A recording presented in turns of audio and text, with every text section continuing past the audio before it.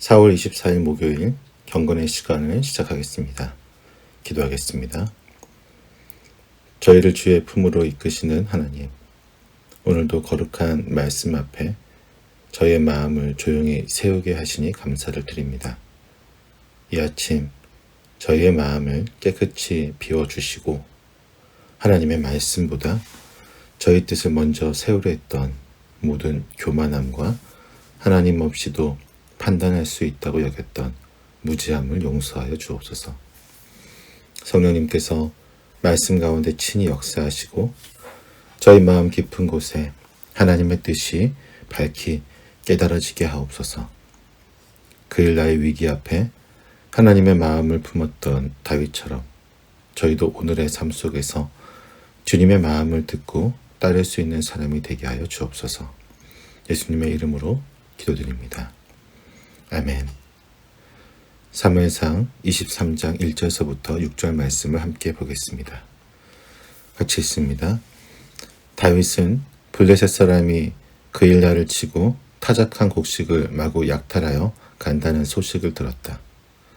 그래서 다윗은 주님께 여쭈었다.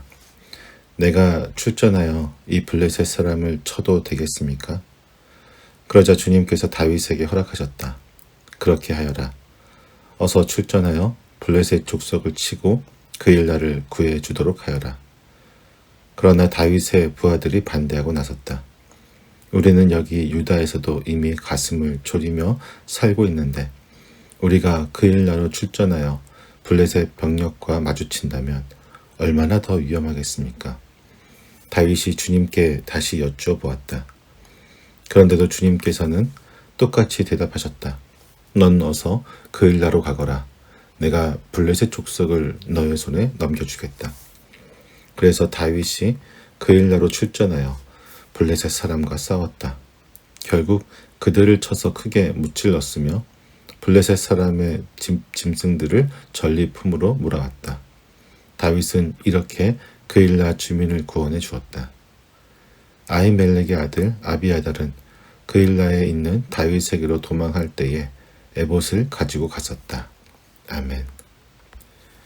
다윗이 머물고 있었던 헬의 숲을이라는 곳은 외진 광야였습니다. 그는 쫓기는 몸이었고 숨을 곳을 찾아 떠도는 삶이었습니다. 그런 다윗에게 어느 날 한 가지 소식이 들려오게 됩니다. 그일라라는 유다 마을이 블레셋 사람들의 공격을 받고 있다는 것입니다. 마을의 중심인 타작마당, 곡식을 쌓아두고 사람들과 물자를 나누는 그곳이 침략을 당하고 있었습니다. 보통 이런 소식은 왕에게 먼저 전달되는 것이 맞습니다. 사울은 이스라엘을 블레셋의 손에서 지키라고 하나님께서 세우신 왕이기 때문입니다. 하지만 이 소식은 사울에게 가지 않고 다윗에게 먼저 전해지게 되었습니다. 하나님께서 누구를 통해 이 백성을 지키고자 하는지 이 장면 속에서도 우리는 잘 볼 수가 있습니다. 다윗은 그일라 사람들의 어려움을 듣자 마음이 흔들리게 됩니다. 그리고 자기 생각대로 행동하기 전에 먼저 하나님의 뜻을 묻습니다. 하나님, 제가 가서 블레셋 사람들을 물리쳐야 할까요? 그때 하나님께서 다윗에게 말씀하셨습니다. 가거라. 내가 너를 통해 그일라 사람들을 구할 것이다. 여기서 중요한 변화가 하나 보입니다. 이전까지 다윗은 이렇게 하나님께 묻지 않았습니다. 제사장을 찾아갔을 때도 적국의 왕에게 피신했을 때도 그는 하나님의 뜻을 먼저 구하지 않고 자신이 결정하고 그대로 행했었습니다. 그런데 지금은 달라지고 있습니다. 그일라 사람들의 고통을 들었을 때 그는 무엇보다 먼저 하나님께 물었습니다. 그 이유는 아마도 지난 아둘람 굴에서의 시간이 다윗을 바꾸었기 때문일 것입니다. 그곳에 가난하고 억울하고 소외된 사람들이 다윗을 찾아왔습니다. 그들을 보면서 다윗은 생각했던 것입니다. 하나님이 나를 왜 이렇게 이끌고 가시는 걸까? 내가 이 사람들을 어떻게 섬겨야 할까? 바로 그때부터 다윗의 마음에 어떤 사람이 되어야 할지에 대한 생각이 깊어지기 시작했던 것입니다. 그는 자신이 높은 자리에 오르는 것보다 하나님의 마음을 따라 백성을 돌보는 사람이 되는 것이 더 중요하다는 사실을 배워가고 있었습니다. 그리고 그 배움의 열매가 바로 오늘 이 장면에서 드러나는 것입니다. 다윗은 그일라의 위기 앞에서 무엇보다 먼저 하나님께 뜻을 구하고 백성을 돕는 일을 자신의 책임으로 받아들이기 시작한 것입니다. 하나님께서는 그런 다윗에게 응답하셨던 것입니다. 그분은 여전히 백성의 아픔을 외면하지 않으시며 그 일에 쓰임받을 사람을 찾고 계셨던 것입니다. 하나님의 응답은 분명했습니다. 가서 그 일들을 구하라는 것입니다. 그러나 하나님의 뜻이 들렸다고 해서 모든 사람이 똑같이 반응하는 것은 아닙니다. 다윗과 함께했던 사람들은 그 말씀 앞에서 한 걸음 더 나아가지 못했습니다. 그들의 마음에는 아직 두려움이 가득했기 때문입니다. 그들은 우리는 여기 유다에서도 이미 가슴을 졸이며 살고 있는데 우리가 그일라로 출전하여 블레셋 병력과 마주친다면 얼마나 위험하겠습니까? 라고 반문합니다. 그들은 이미 사울에게 쫓기고 있었고 언제 공격당할지 모르는 불안한 날들을 보내고 있었습니다.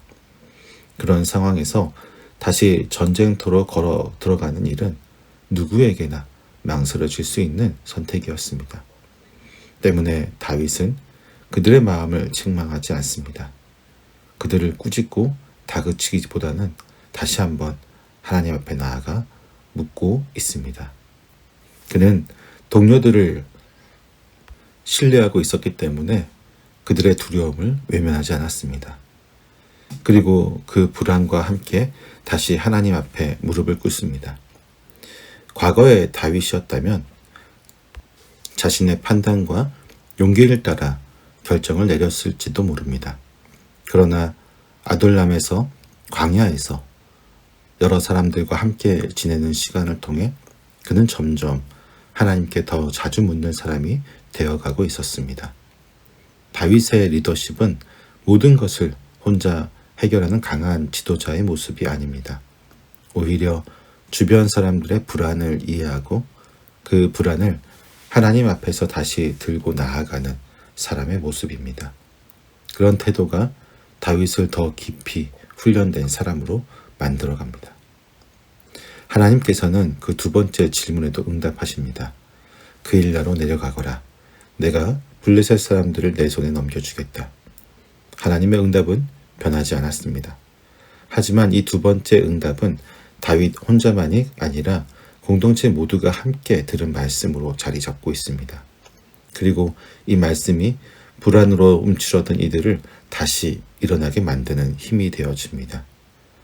하나님은 믿음이 완벽한 사람만 사용하시는 분이 아니십니다. 때로는 두려워하는 사람들 또는 망설이는 사람들, 하지만 그 두려움 속에서도 하나님의 뜻 앞에 다시 서는 사람들과 함께 일하십니다. 다윗은 그런 공동체를 이끌고 있었고 하나님은 그런 공동체를 통해 구원을 이루시기 시작합니다.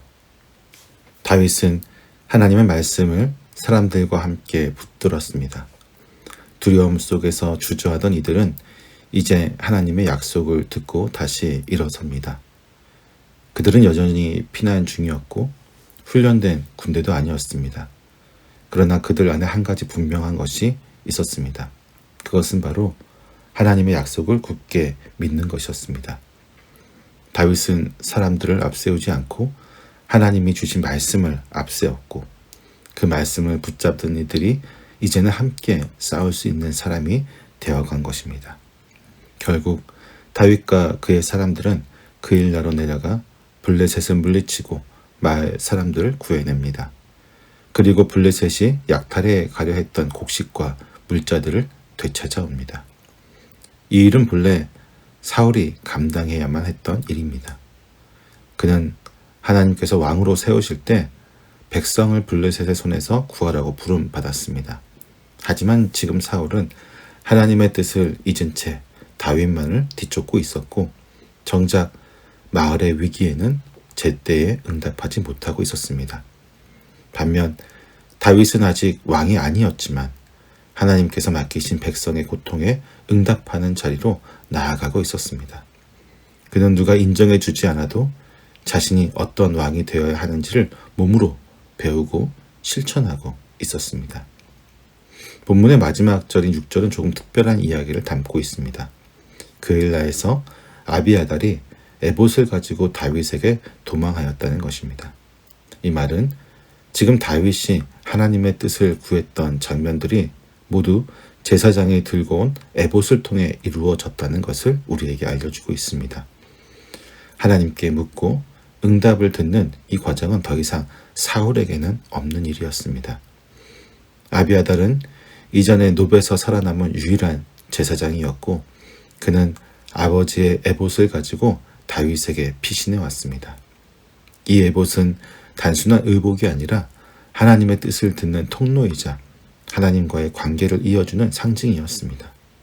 지금 다윗에게는 하나님의 말씀을 전해주는 선지자 갓, 그리고 하나님의 뜻을 여쭙는 제사장 아비아달, 마지막으로 하나님 앞에 엎드릴 수 있는 믿음의 자세가 모두 갖추어져 있는 진정한 왕의 모습이었습니다.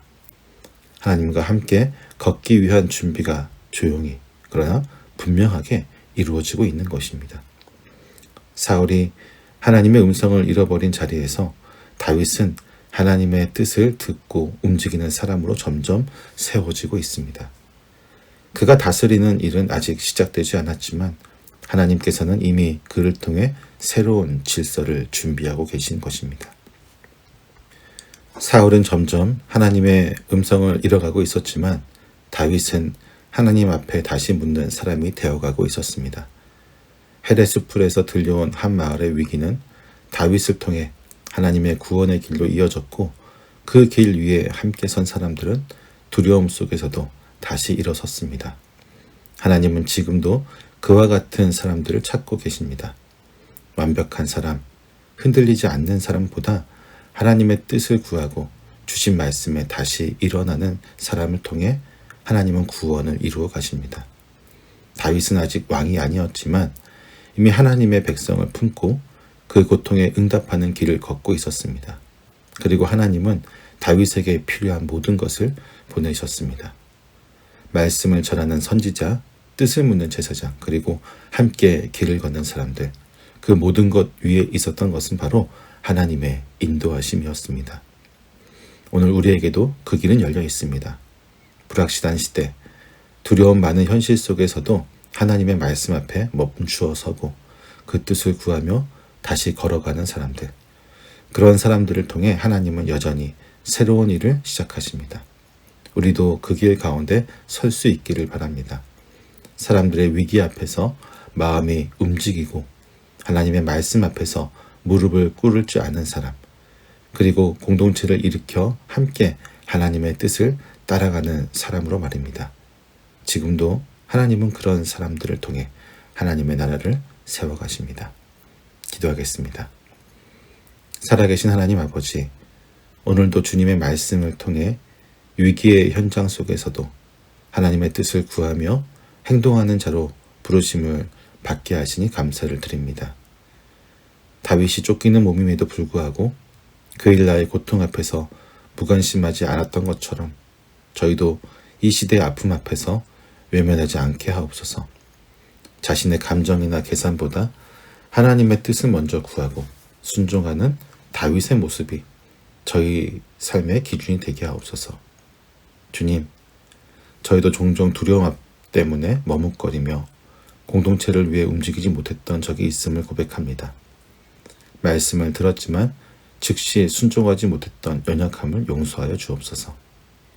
오늘 배운 말씀처럼 저희가 다시 하나님 앞에 묻고 함께 걷는 이들의 두려움을 품어 안으며 다시 일어나는 믿음의 공동체를 이루게 하여 주옵소서.